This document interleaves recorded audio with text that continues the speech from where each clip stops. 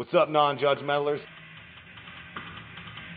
We've been on, like I said, we've been on a little bit of hiatus with non-judgmental. If you're coming back to us, welcome back. We definitely like having you here, man. We always want to hear what people got to say about metal. Anything you want to turn on to us. We like all different types. Throw it our way. We'll give it a shot. I always give everything a chance once. We should. And sometimes giving it a chance twice, actually. And honestly, with the name of the show, how could that not be? We're non-judgmental. Yeah, you gotta go to it, and you gotta go into something with an open mind. Sometimes you just don't like shit. It happens. Sometimes metal fucking pure sucks. Metal definitely soothes the soul on that regard. I'm just gonna do the non-judgmental tradition and pack a little bowl of rope, and we'll get up it, because that's what non-judgmental was all about. It was, you sit down and you smoke with your buddies, and you go out and you do the music festivals and you do the concerts. And Scott, you go to a lot of those shows. We've been hitting them up for about, a couple years now. Oh, and, yeah. Non-judgmental went on a little hiatus. But we thought about this. You can't fire us because we're still fucking burning.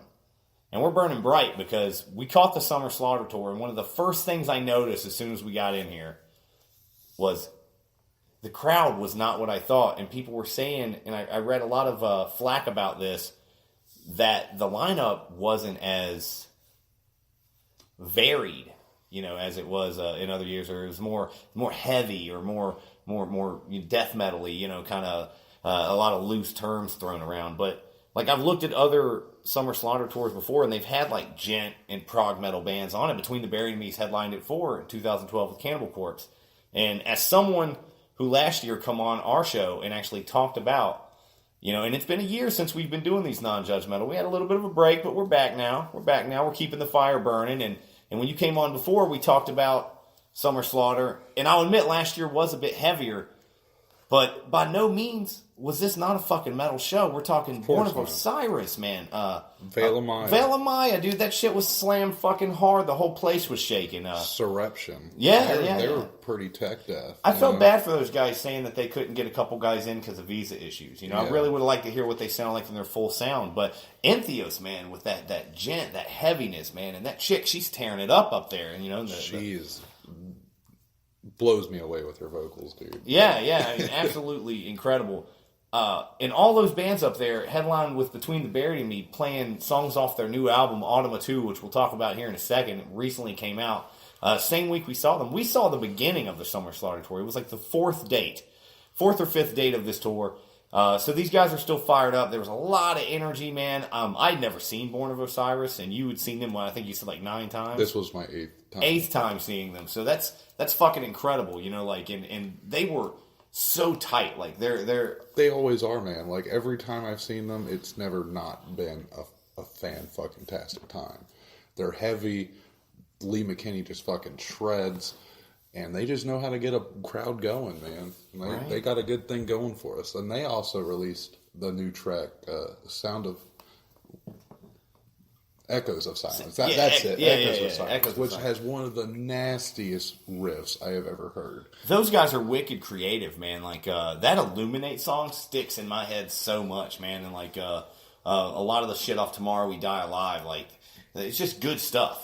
Oh yeah, it's great stuff. My favorite album of theirs is The Discovery. That was the first album I ever heard from them. And dude, I love many solos everywhere, and it just was one of the best things. And one thing I will say is, after Jason Richardson left after The Discovery, it kind of lost a little bit of the flair, but they're still going strong. Soul Sphere, dude.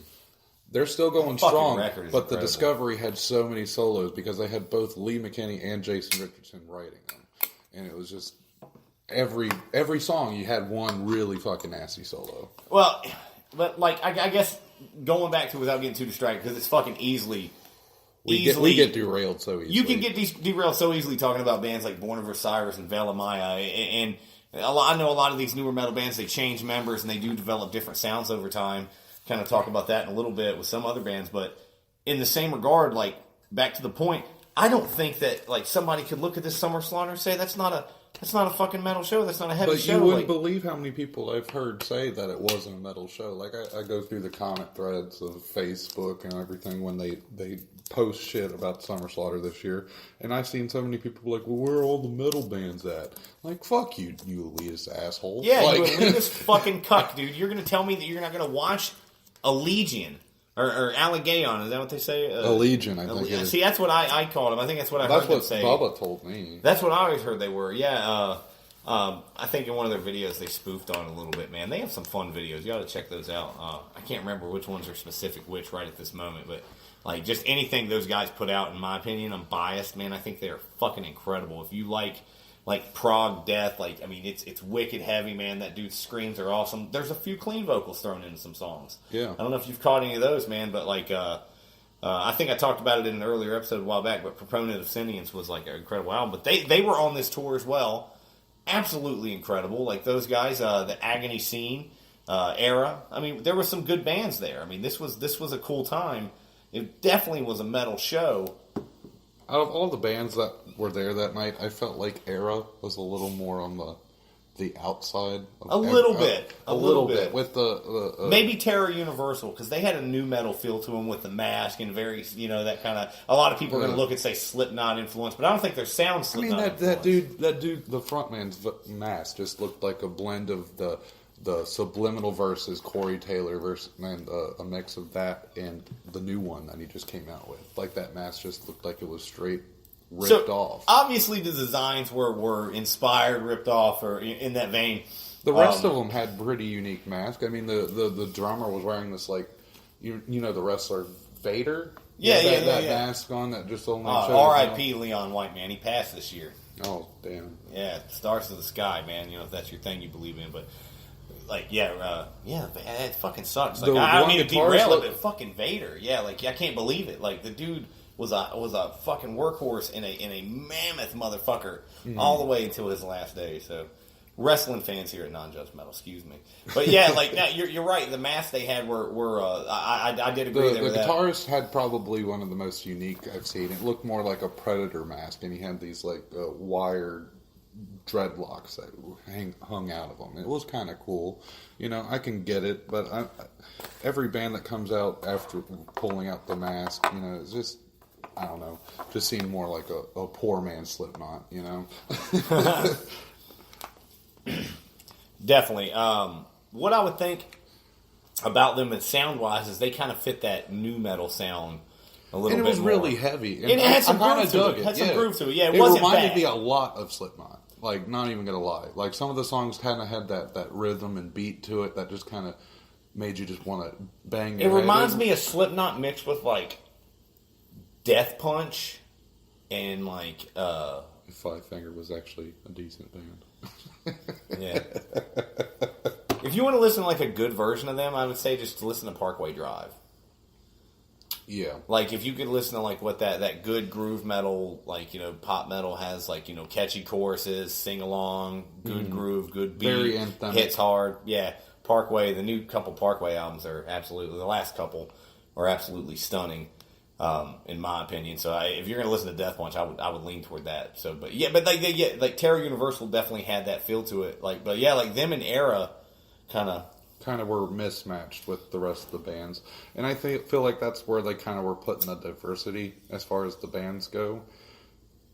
All the rest of them are more like tech, proggy, death. It's a very specific type of death metal. And Summer Slaughter fans are more used to just the straight death metal. Last year, they're used to Rings and Die Hard as Murder. Last year, Black Dahlia. Last year, it was Black Dahlia, Dying Fetus, Oceano, Rings of Saturn, Lorna Shore, can't think of The Faceless, and just a bunch of really good death metal acts like that. And it was just great. Speaking of that, what's up with The Faceless? Like, are they still doing shit? Have they been able to pull out of this funk that Michael Keane got him in? I don't know what's going on with Michael Keane. Because I keep hearing, like, they're going, but I keep hearing every time they play a show, there's massive complaints because it's, like sloppy. There was I think it was in San Diego, there was a death metal fest that they were supposed to play. And they were supposed to play Planetary Duality in its entirety. And they showed up, they can only get 4 songs. Yeah, they Yeah, I only read played that. for like I think it was 15 minutes. It was one the people I saw videos. It was just one of the most god awful things I ever seen. We might actually, that might have happened right before we went on a little break. I think that was right around that time, and I've just been curious, like if there's been anything since then with them, because I like kind the of gone Faceless. silent. Honestly, I haven't heard a lot. I'm gonna have to do some research on that because I love the Faceless, man. Like that last album they put out was incredible. Yeah, The dude is a wicked songwriter. He's just got to get his shit together. He's got to get off the heroin, dude. Like that, he sold all of his bandmates' gear for heroin. Yeah, that's why they all left. That's why all of them said, "All right, well, we're done putting up with this shit because we put up with it for so long." And Michael Keane being the only original member, and they always changing members like every fucking album. It just goes to show that Michael Keane's pretty much impossible to work with, in my opinion. That's what it's coming down to with these bands. But so you had them last year. You had the Faceless there, and bands like that. And then this you Black Dahlia last year playing Nocturnal. Yeah, like that's incredible. Like I would have loved to have seen that myself. So I'm looking at these situations and I'm thinking about that tour and how fucking awesome that would be. And then I'm looking at this one this year, and I'm thinking, man, we still had a good goddamn time. It was such a solid lineup. It was a great metal lineup. And we got Between the Buried and Me, who just released Automa 2, 4 days, the beginning of this tour, on the 13th, on Friday the 13th. The tour started the day the album dropped. Yeah, and that was Friday the 13th, right? Mm-hmm. Yeah, it was Friday the 13th, July 13th.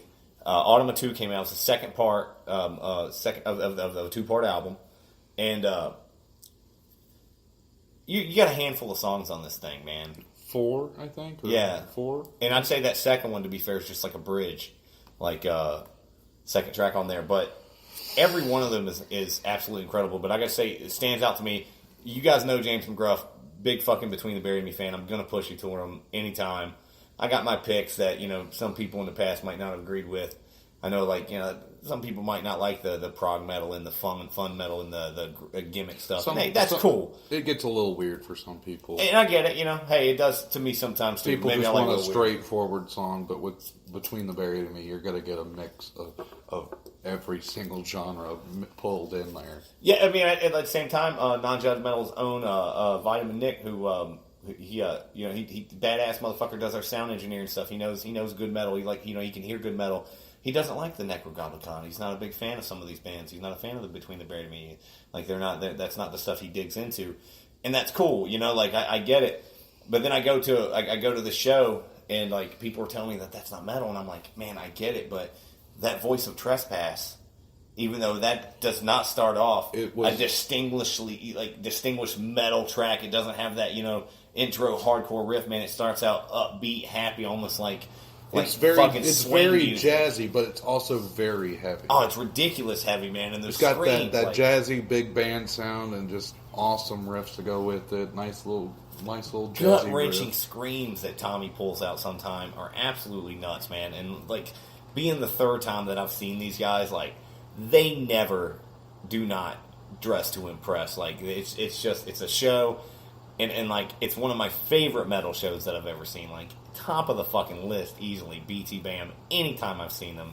I saw them for Parallax. I've seen them on the Colors tour. Incredible. And I've seen them on, this tour recently, the Summer Slaughter. And that set list they played was absolutely nuts. And Formal Gluttony. Songs off the new record. Ending it with Selkies. Oh, man. Holy shit, man. I got a choice cut from fucking Alaska. Yeah, man. They played pretty much... I feel like it was almost a song per album that they did.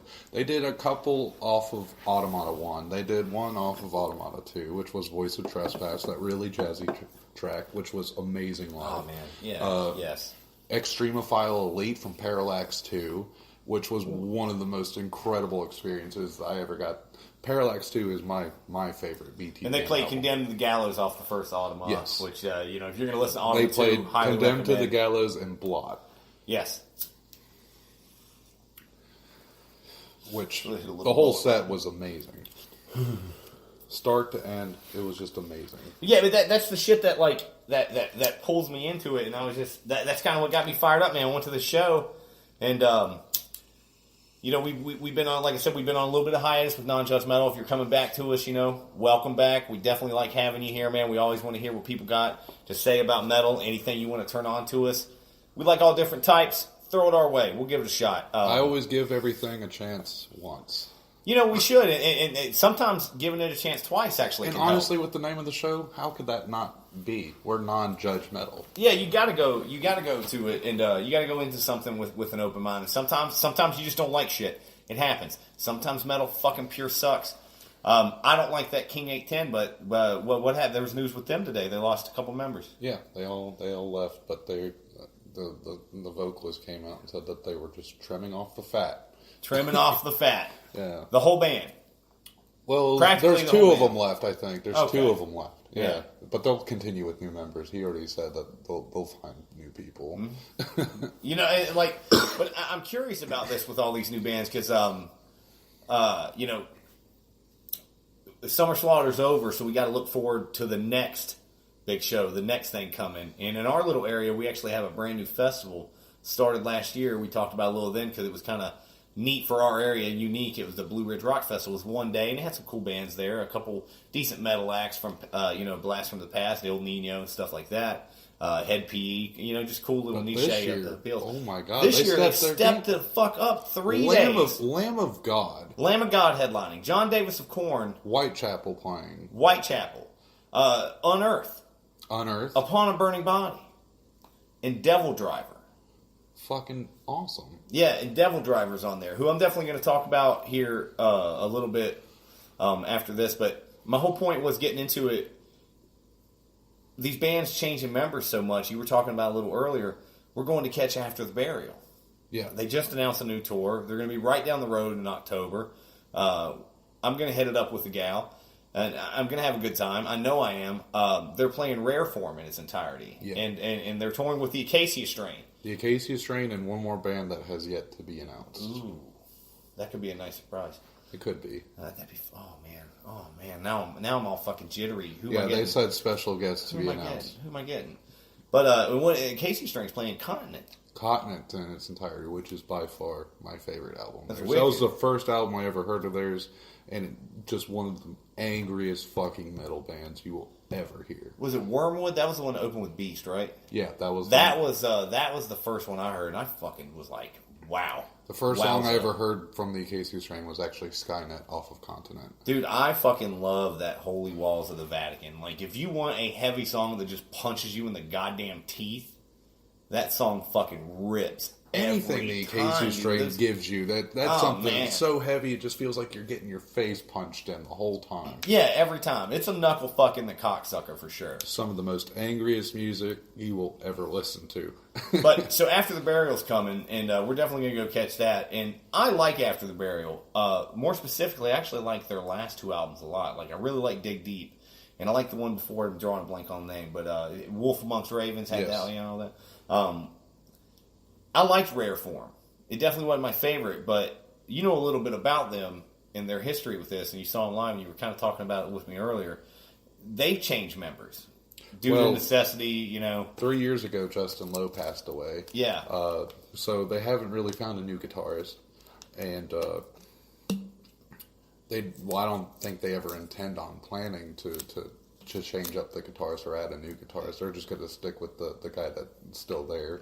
Yeah. And the bassist recently left. I think that was more of like he was raising a family and he couldn't tour anymore. So now they got a new So they got a new bassist, which not a huge deal, but he's doing a solid job from what I've seen. But my question is, like, when bands like this change members, like a Faceless and After the Burial and God knows how many countless others, have completely changed. One of my favorite bands growing up was Chimera, man, and they had over 17 members through their existence. But one thing I liked about them is their sound always stayed consistent.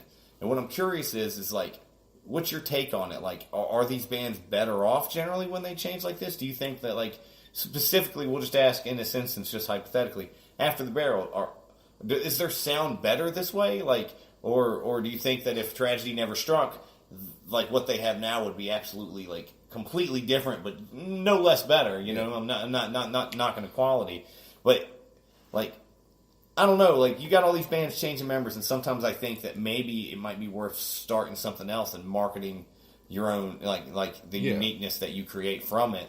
But is it worth it? Is it worth it to keep staying around? And it can pay off, but you have to really know what you're going to do with that. You know what I mean?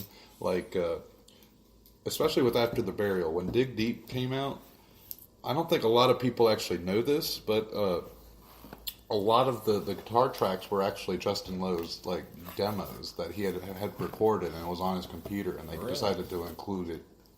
Oh, they decided to include it anyway. Well, not include it anyway. They did it to in his memory. They worked songs out of stuff that he had played and recorded and put down, and they listened through it. And some of the songs are you actually hear Justin Lowe still playing. And I don't know how they're going to do with the next album. Yeah, I'm really announced excited. That they finished it. Yeah, they did just finish it. And but when it comes to band member changes, it could either completely change the sound or it won't change the sound at all. Yeah. Like the Black Dahlia Murder, perfect example. 8 albums, all consistently really, really good. They've had a few different guitarists. They just recently switched up guitarists before Nightbringers came out, and they got Brandon Ellis now. They lost Ryan White. Which, fun fact about that, Ryan Knight and Brandon Ellis were actually in the same metal band. It was an 80s hair metal band that the Black Dahlia just took out of that band. Huh. It was two members, same band. How crazy. Yeah. So that's a good example for it, but I feel like Trevor has like a really him and Brian good both foothold, creative control over that project. And that's one thing about Trevor. He's really into death metal. Like he knows a lot. Like that Nightbringers is nuts. Oh yeah. It's a insane album. Yeah, man. And I just got to see them play it live in its entirety. That's great. Yeah, you were telling me about that. It was amazing. And how they worked different songs in between the tracks too. Like they had different songs that they were playing, like off Nocturnal. They played Death Mask Divine and Everything Went Black. They like worked that in. Like they play a few songs off of Nightbringers, play that, bring another few songs, play that, and then they ended it with Statutory 8, which was amazing. That's fucking sick. Well, and the reason I bring it up is because, I think about these changing members so much because, and this has been kind of a thing in my head for a while. It seems nowadays that this is just something that's more commonly accepted. Like, you're willing to give a band a second chance you might have liked because now they've brought in a guy from a band you really fucking liked. Like everyone liked that Chelsea Grin a whole lot. I wasn't a huge fan of them, but now they've taken the singer from Lauren Shore. Yeah. And when we saw them back in March, I was so impressed by that guy. Like, that guy... He's one of the best... He's a great front man. He's a great front man, and his voice sounds amazing. Absolutely unique and heavy, and his screams and gutturals, and just the output of air and passion was intense. And I'm like, well, I've never liked Chelsea Grin, but now I kind of want to check them out again because, I didn't dislike them. It wasn't really for me at times. But now I definitely want to get back into it because I'm thinking, wow, what if this dude absolutely changes the sound? And I liked Lorna Shore before, but how do they sound with the new vocalist? Is it just as good? Dude, it's amazing. Really? Honestly, super, really heavy. He does the job just... So that's a switch absolutely worked. The guy that they got for Lorna Shore now actually was the vocalist for Signals of the Swarm or Signs of the Swarm or something like that. It was a death metal band. I don't know if I've ever heard them. I haven't really listened to them either, but after listening to that dude's vocals, I definitely want to check them out because they sound like something I want to listen to. But he definitely has a different voice, but he definitely brings that real guttural, deep growl. Just does it perfectly, flawlessly. Oh, I'm sure, man. I'm sure,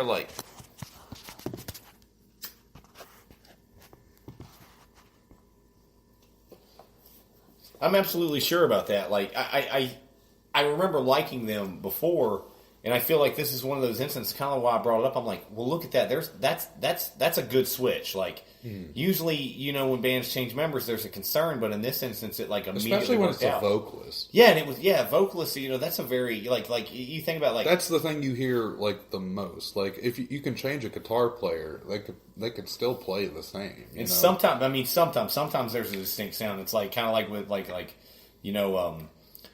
What kind of guitars they use, what effects they prefer, and things like that. Like I think you take Mark Morton out of Lamb of God, it does just as much damage as if you take Randy Blythe out. Like, you know, I mean, there's certain bands that have to have that sound. Oh yeah, if Lamb of God lost Mark, that'd be terrible. I think it's like almost like if Metallica loses anybody besides, like, no offense to Rob, like I think he's a major part of it now, but they lose like, you know, one of their key members now, that's it.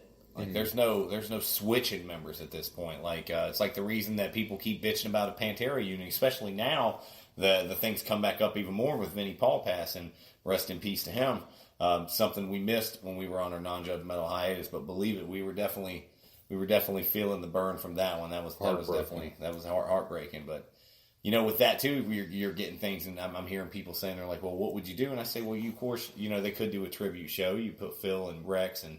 You know, you put Zakk Wylde or somebody in there. Give me Dave Lombardo on drums, and you got a tribute show that gives you that sound. Because we went to the Slayer retirement tour. You were there, I was there. Vitamin Nick, non-judgmental crew. We were there, and we caught that. And I'll tell you, the closest sound I've heard since seeing Pantera live to that sound, that lead sound that Dimebag hit was Kerry King playing, and it was.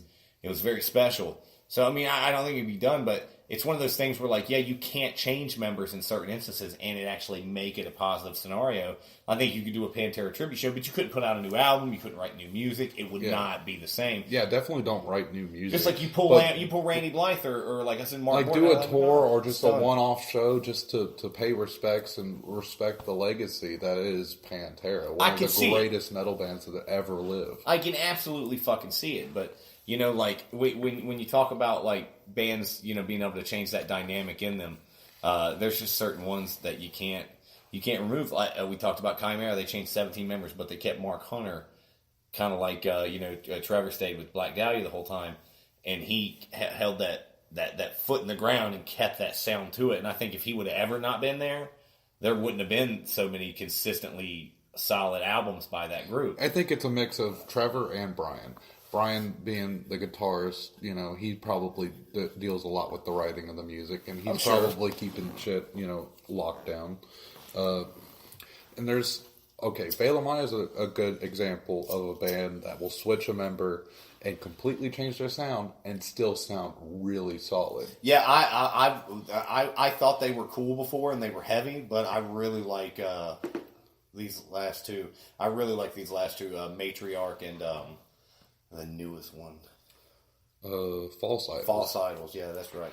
I really thought those albums were pretty solid, but yeah, I like Lucas as a vocalist. Mm-hmm. Like, I think that he has a very, very commanding sound to him when he's on there. So he sings so good and screams so fucking well. It's just it's so beautiful to just watch and enjoy. Yeah. You know, give it that. Like, it's made it so it's.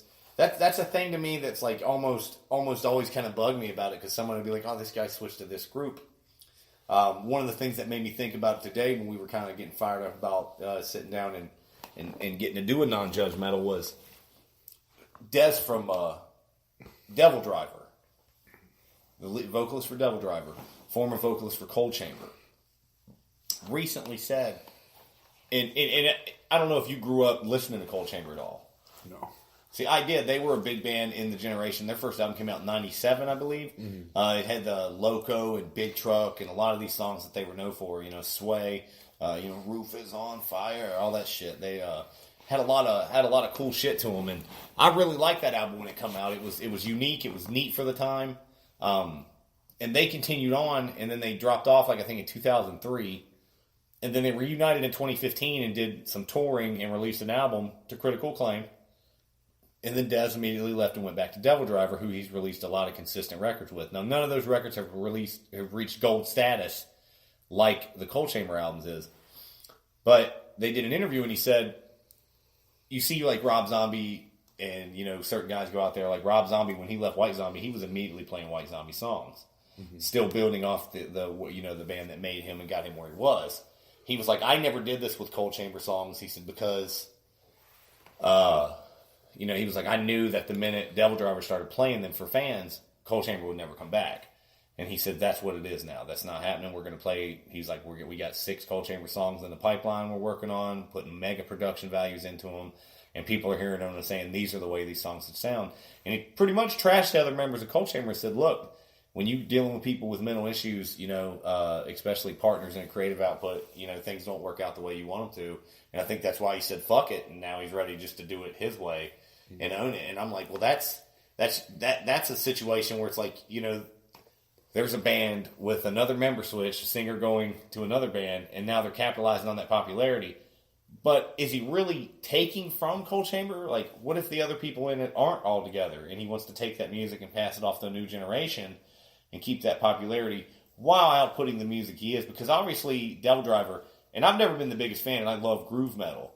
I'm actually starting to get into them more now. I gave them a shot a little bit with them coming up on this festival. I want to check them out.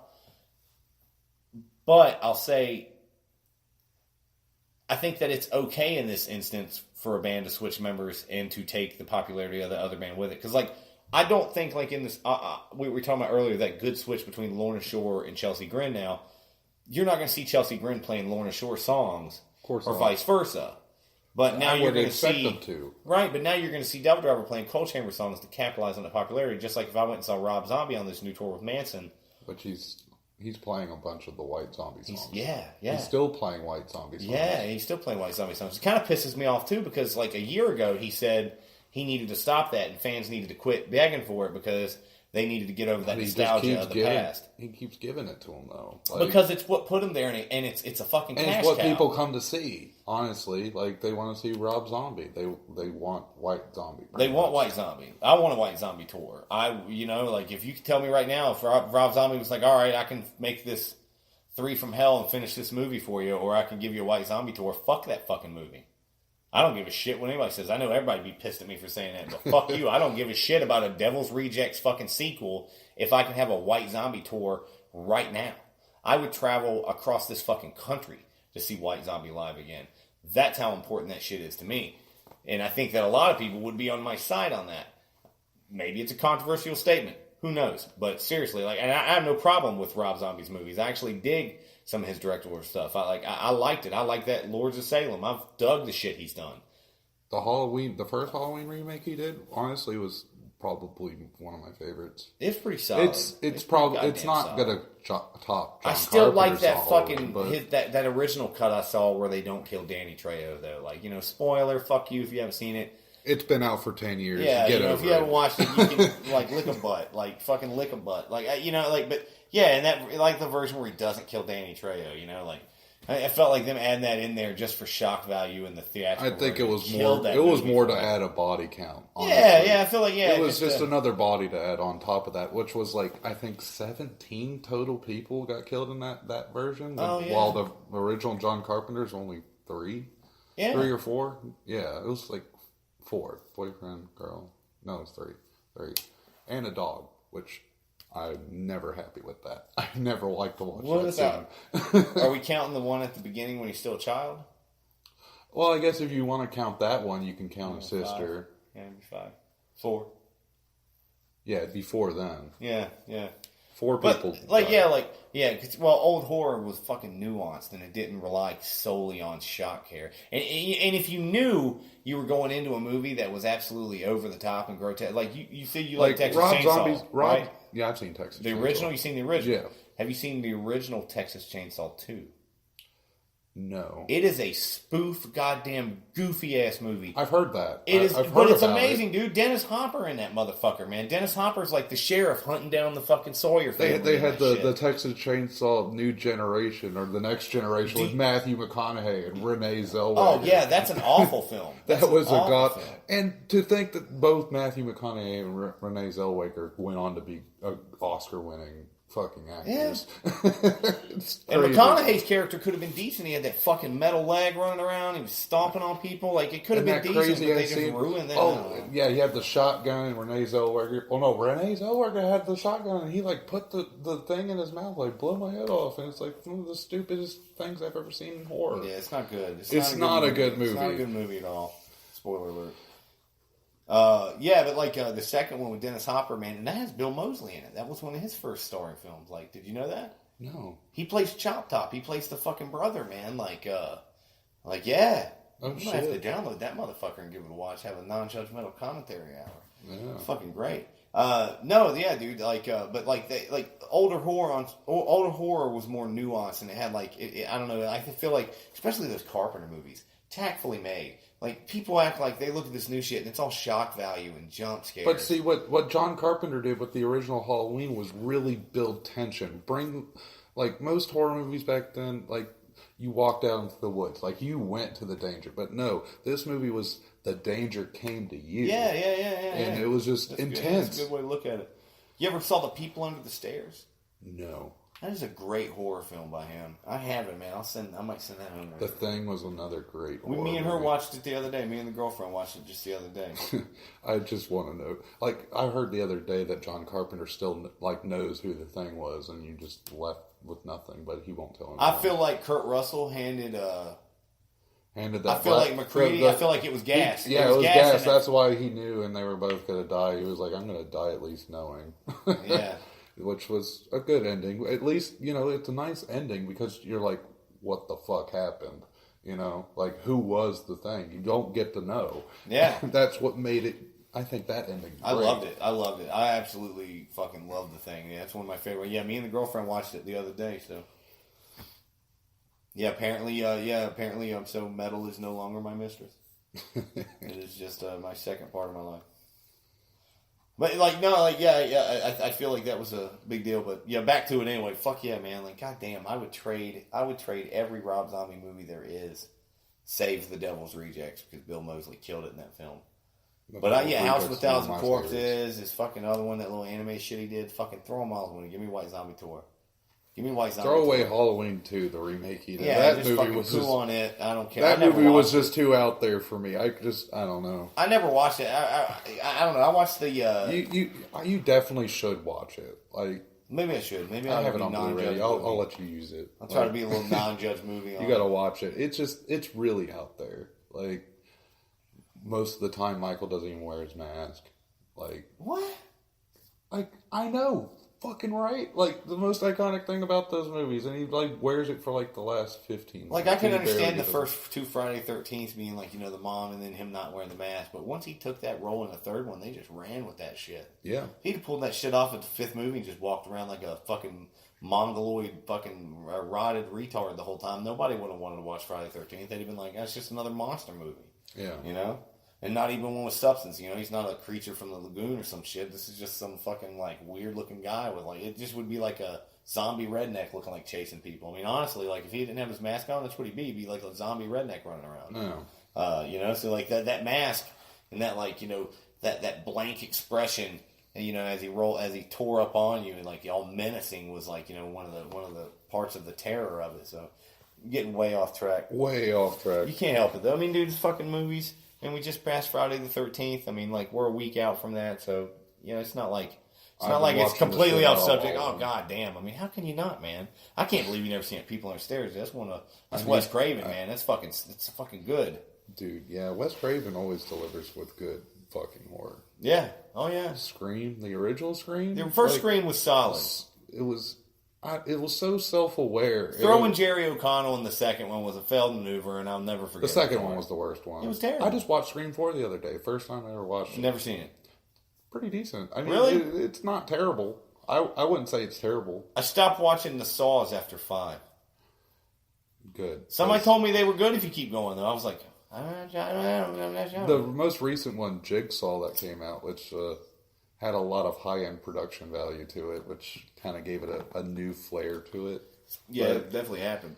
I'm not really into the whole torture porn shit, you know. I never have been either. I wasn't a big fan like of Hostel or seeing any bones of those films. break and shit like that just for the shit of it. Like, nah, dude, give me a monster that's going around killing people. I'd rather watch a slasher than that torture porn. Yeah, that's kind of how I feel too, man. I feel like slasher movies are the metal fucking movies of horror. I feel like they're just so fucking like doomy and fucking, you don't know. Like, and I'm a big zombie movie guy, like old school zombie movie guy. Like, I love shit from the 60s, 70s. Like, that's my bread and butter when it comes to old horror. And I'm talking like that fucking like low budget Italian fucking filmmaker shit that you like. Was it Return of the Living Dead? That was one I watched. I think it was like more goofy. You're a little younger than me, so yeah, black and white. I think it was in black and white. If it wasn't black and white, no, Return of the Living Dead wasn't black and white. The original Night of the Living Dead is black and white. The original Night of the Living Dead is black and white. That's probably the one I watched. Yeah, because it was black and white, and you could just see. Dude, I love that movie. That movie was fun to watch. I've seen it in theater because whenever they showed it at like different places where I could watch it, like on like a big screen in black and white, I love it. Yeah, that's George Romero's fucking. That movie is just, it's the start of it all. Like, it's the movie that taught me. Way off subject, fuck it. Like, it's the movie that taught me made me feel like zombies are the most scary thing. I was like, oh my god, they're your friends and family, and they're your enemy. But unlike you, they don't need rest. They don't need nourishment. They don't need mental fucking focus to come after you. They're just on a mission, ever focused, never ending, never stopping. They don't need rest. And every time they take out one of your soldiers, their army gets stronger. Oh, yeah. And I was like, that's a terrifying concept. Like, oh, yeah, man. You know, that, like, I mean, it's essentially a virus, and we're in, like, the world's a body, and it's just taking over parts of it. And I was like, that's fucking brutal. That's a brutal concept. Just that whole corruption of how it works. But horror in general is just pretty metal. Like, it is, and that brings us back to it, man. You were showing me some videos from Ice Nine Kills. Now, I've listened to these guys quite a few times, man. I checked out that Communion of the Curse when it come out. And I thought that song and that fucking shit was badass, but I had no idea that was like Exorcist based. I didn't know that was horror movie based. Yeah, that whole album that song was from was all based off books, their favorite books. They had Carrie by Stephen King, The Girl with the Dragon Tattoo, The Diary of Anne Frank. Like, it was very diverse. It was a really awesome album. And now they're about to come out with this album called The Silver Scream, which they're all basing every single song off of iconic horror franchises and movies. They've already released one for Nightmare on Elm Street. Oh, man. Friday the 13th. And these are high production quality videos, man, with like little storylines to them. And me and Nick were talking. I don't know if it was on an episode in the past or not, but we'd actually talked about this just in our many conversations as boys about how like production value in music videos will really sell that shit to you and just keep you into it. That can really save a song and save a concept of a band. So I'd heard them before and liked them. They're metalcore. Like, I would feel that would be they're metalcore. They got the singy chorus part, but they're one of those unique metalcore bands. Not that generic sound to it, man. They got like a really special. Spencer's low screams are just gnarly. Like, man. One of the nastiest low screams I've ever heard. And I've seen live videos. I haven't seen them live, but from what I've seen, they like the vocals on the tracks sound exactly like they do live. And it's just one of the most insane things. Like, you wouldn't expect this small, tiny little guy to have this big voice, but one thing I've always noticed with metal is the tiniest dudes will always give you the biggest show. Phil Bozeman, he's like half my size, and he just has this gnarly, deep voice. Enterprise Earth has this real skinny, lanky dude doing the vocals, and his voice is just terrifying. Like, just super powerful, super low. Like, if you saw them and heard their voice on the album, you just would not believe that came out of that. Yeah, and that shit is like I just thought that was so neat about them that they actually taken the time and effort to put into videos like these storylines and create things that are based off other franchises. So but to make it its own continuing story. Yeah, and like you said when we were checking it out and you were showing it to me, the fan service is absolutely there. So if you're into these movies and you're into this stuff and you happen to be into this band, like, it's almost like a big sloppy wet kiss of 80s horror nostalgia, and the video quality is so cool. Like it definitely really sold that metal vibe to me, along they've with always the been known as nostalgia of entertainment from. they've always been known as like the horror loving band. Like I've seen videos of like tours of their bus. They're constantly watching just slasher movies all the time. Yeah, like they're just big horror fans, and they're doing a lot of fan service to people who also love horror. And they're making this whole album that's just each song based off of a different iconic character or movie that they loved out of horror. They have Nightmare on Elm Street, Friday the 13th, and The Shining right now. Those are 3 tracks you can listen to right now. They're all amazing. What's that? Friday 13th with Thank God It's Friday? Thank God It's Friday. Yeah. A New Nightmare or American Nightmare is the Nightmare on Elm Street, and don't remember the name of the one about The Shining. Yeah, all these are fairly new. Yeah, they're just getting released. The album doesn't come out till October 5th. Oh, right on. Yeah, just in time for Halloween. Fucking makes sense. That's a marketing fucking strategy right there, if I ever heard one. But a good one. I mean, I'll give it credit, man. Yeah. But yeah, like if you find yourself liking some type of metalcore, but you're not like super into it like me, because I mean, there's a lot of generic bullshit, fucking just snake in the grass metalcore that just kind of sneaks up on you. It's like, But they're one of the unique metalcore. Yeah, bands. they're fucking solid, man. I definitely Ice Nine Kills would give them a shot. Like, I would check out that Communion of the Cursed. If you don't like that song, you're probably not going to like those guys. And they got an amazing video for that. Yeah. That song too. That's all based off of the movie The Exorcist. Yeah, I'll share it. I'll share it on the thing. Before we wrap up, though, we were checking out some new metal coming out this week. In my pick for the month, I would say that I've been listening to a lot. Autumn 2 right off the bat. Devil Driver released a Outlaws to the End country cover album.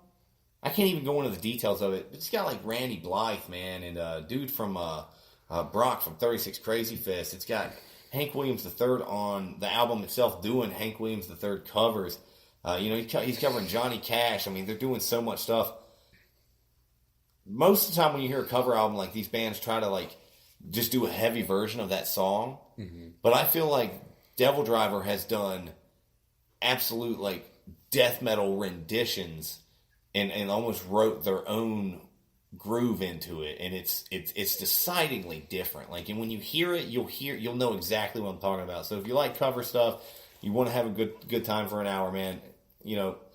Jump on the internet and find a link to that record. I could share one on the page, or at least a track or two, and let you know what my picks are off of it, because that's been a fun time. But other than that, what about you? We've been jamming this month.